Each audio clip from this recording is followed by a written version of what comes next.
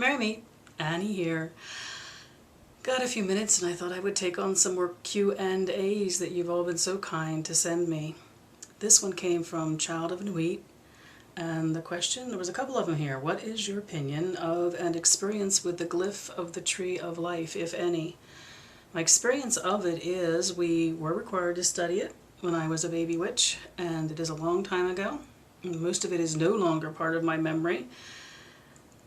I think it's the kind of thing that you either are intrigued with and your brain can take in all those levels and names and energies, or you're someone like me that needs things more simple, I guess is the way to put it. I could conceive of 3 levels of just about anything, but when it starts getting into a kind of a maze and there's all these different things, I gotta tell you the truth, intellectually, I can't handle it. So my experience of it is we did have to learn from our teacher and answer questions and write papers, and I did that a long time ago, struggled with it, never connected to it, and never made it part of my personal practice. And then you ask, how do you perceive Jesus? As a solar god of the threshold, as simply a good person, or as one of the masters as described in Dion Fortune's Cosmic Doctrine? Well, I'm not going to go there. Again, I never took to Dion Fortune. It just didn't relate to what she wrote. And early on, we did have to read everything that was available to us at that time. And I just never related to the way she looked at things. And it's not that I didn't agree with some things that she wrote here and there, but in general, just, I guess, way too much of a spiritualist. I just was never a fan and never took a lot of time, especially as an adult, because I was reading about her in my early 20s. So later on in adult years, I never spent much more time with her. I just don't connect with her. So I'm not going to compare my thoughts of Jesus to hers, because I have totally, at this point in my life, forgotten what they were. I think Ascended Master or something along that line, perhaps, but I don't remember for sure. Jesus, to me, I absolutely believe that Jesus, as well as so many wise teachers, have existed throughout our human history.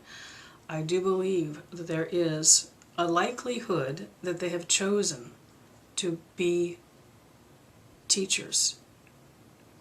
And the closest thing I can, I guess, say to, and this is not so different from the idea of especially a descended master. It is not so different from some of the Hindu takes on what an avatar might be, but it's also my own take on it, which is that it just seems to be that the more our lives roll along and we pick up experience, and I do mean lives in the multiple sense, and the more that we experience the Godhead through our experience of living over and over, that there is a point before we give up our identity. That's a whole other conversation altogether. I do not believe we hold our identity individually in the eternal. I believe that we come to a point that we have realized the part of the Godhead that we are, and what we are that it experiences and evolves from.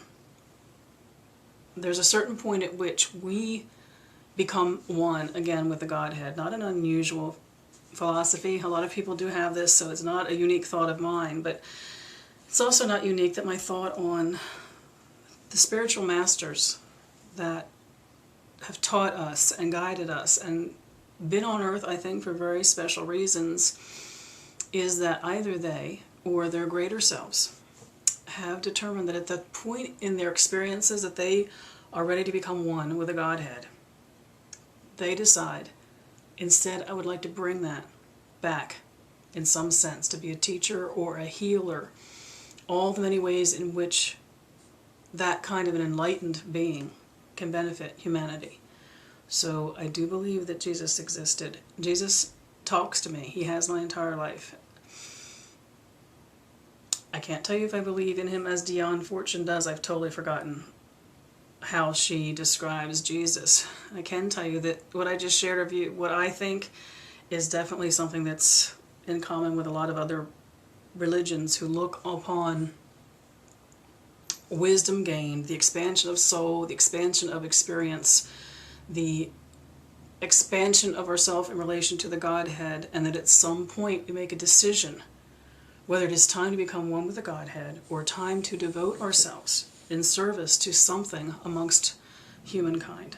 There's my take on what Jesus is to me, as well as other enlightened individuals who I believe have chosen to serve humanity in some way.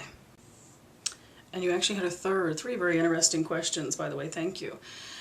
Your third question was, have I ever experienced a psychic attack? And do you have any advice how to protect oneself? And in fact, you put it more interesting than that. You say how to protect, cure oneself. I have experienced negative energy sent my way. I have experienced unbalanced energy sent my way. And indeed, as a projectile aimed at me directly and personally, sometimes aimed at loved ones, including myself or my circle, or something as very specific as aimed at me. And I believe it's the power of energy that manifests itself in a very real form. I don't set up barriers. I don't shield myself in some way from the experiences of life, including these kinds of incomings. And your question was about, have I ever experienced it? So I will say yes. Not a lot in life, but I have. And how do I protect/cure myself? I have never felt threatened. I have never felt frightened of any of these kinds of experiences. They, to me, have been further exploration of the energies of existence, the potential of disruptive energy and positive energy, and in fact I find them intriguing. I have never felt threatened. I have always felt that when one holds oneself sure, when you are sure of who you are, you're inviolate. It might be a simplistic way to look at this, child of Nuit, but because my belief in that is absolute, that I am impenetrable. I cannot be harmed by those kind of energies. I am whole. I cannot be penetrated unless I choose to be, because I believe that it is so.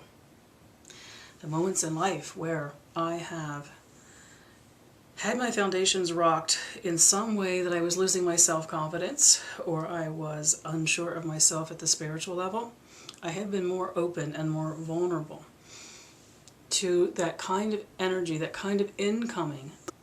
Even at that, I have personally never been to the point in my life where I have been so unsure of who Annie is in the cosmos that I have been vulnerable in a way that I could be hurt.